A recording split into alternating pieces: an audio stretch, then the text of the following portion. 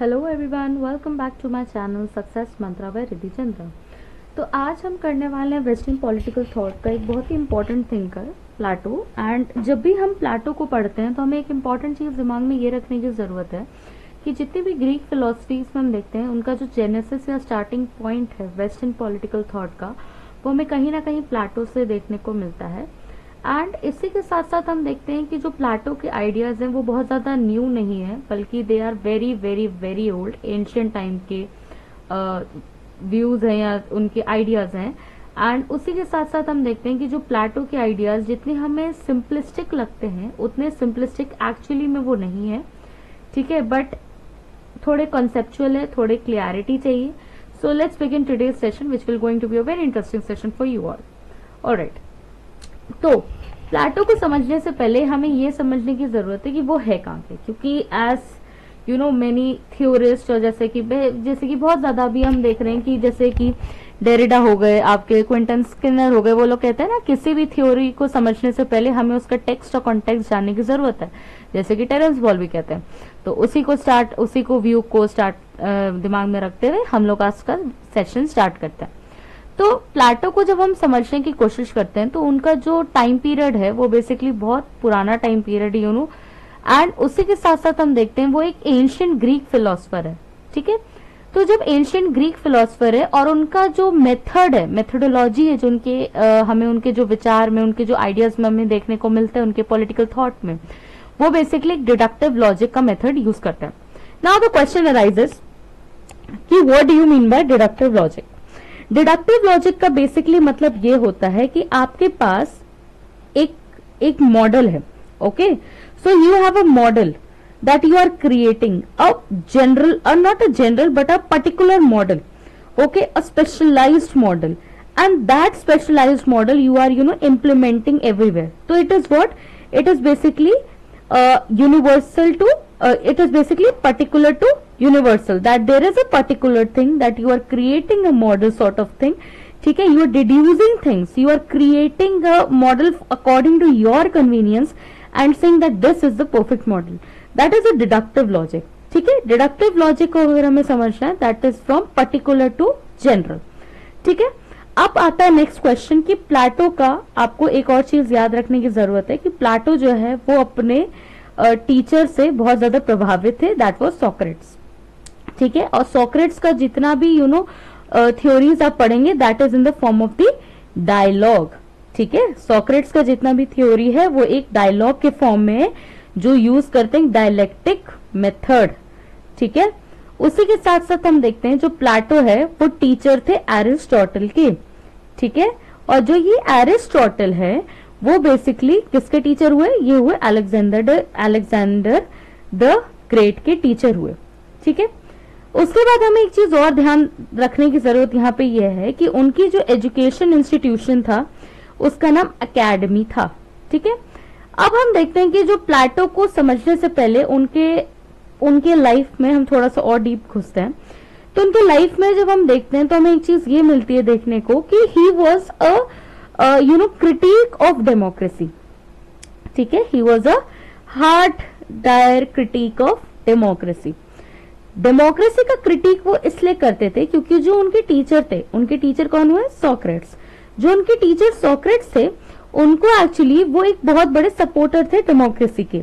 और जो Athenian people थे, एथेंस मतलब ग्रीक में एक सिटी स्टेट का नाम था, जैसे कि आज के टाइम पे स्टेट्स होते हैं ना, उस टाइम के सिटी स्टेट्स का नाम एथेंस था। तो एथेंस के लोगों ने उनको क्या किया कि जो स्टेट थी उन्होंने उनको मोल्टन जो लेड था वो उनको बोला कि सोक्रेट्स को पीने के लिए, ठीक है। तो जिसके कारण सोक्रेट्स की डेथ हो गई थी। तो इसलिए जो प्लाटो है वो बेसिकली डेमोक्रेसी के घोर विरोधी हैं। Plato is against democracy. So what he is up to, अगर क्वेश्चन आता है कि प्लाटो कौन सा फॉर्म ऑफ गवर्नमेंट सपोर्ट करते हैं, तो Plato basically philosopher king, that is a monarchical form of government support करते हैं, that is based on the meritocracy and at the same time that is also that philosopher Kings भी हो सकते हैं, philosopher queen's भी हो सकते हैं, ठीक है। उसके बाद हम देखते हैं उनके कुछ मेजर वर्क्स। उनके मेजर वर्क्स में आता है, सबसे इंपॉर्टेंट आता है उनका रिपब्लिक, ओके। सबसे इंपॉर्टेंट वर्क उनका कौन सा है? रिपब्लिक। रिपब्लिक को जब हम देखते हैं तो उसका जो थीम है बेसिकली वो डील करता है एजुकेशन से, और उसी के साथ साथ वो डील करता है किससे, जस्टिस से। ओके, तो दो चीजों से डील करता है रिपब्लिक, एजुकेशन एंड जस्टिस। उसी के साथ साथ हम देखते हैं कि उनकी एक सेकंड मेजर वर्क जो है वो है द लॉज। द लॉज में वो अपने सेकंड बेस्ट स्टेट की बात करते हैं, जहां पे वो रूल ऑफ लॉ की बात करते हैं। और एक एडिशनल इंफॉर्मेशन यहाँ पे ये देना चाहूंगी कि जो उनका सेकंड बेस्ट स्टेट था वो एक्चुअली एरिस्टोटल का फर्स्ट बेस्ट स्टेट है। ठीक है, उनके बाद उनकी नेक्स्ट बुक है जिसका नाम है the Phaedo. The Phaedo is basically talking about the immorality of the soul. The next is about the Symposium. The next is apology. Apology is again a very important book, और apology को समझने से पहले आपको ये ध्यान में रखने की जरूरत है, इससे क्वेश्चन आता है कि जो प्लेटो है उनकी जो बुक एपोलॉजी है, हमारे एक इंडियन थिंकर रहे थे जिनका नाम था महात्मा गांधी।